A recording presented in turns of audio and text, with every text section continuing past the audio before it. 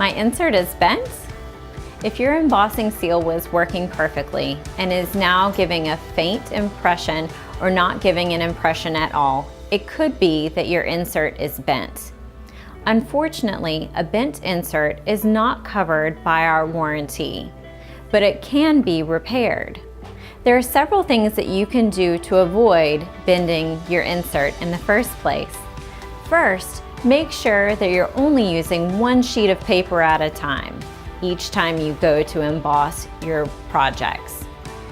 Second, make sure that you're using the right type of paper that you ordered the embossing seal for.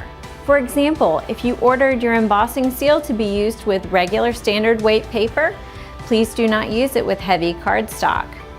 Also, products other than paper, such as Mylar, can be problematic for embossing seals and could cause it to be bent.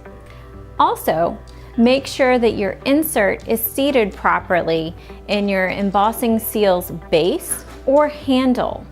Making sure that it's seated properly will help to make sure that your insert will not bend.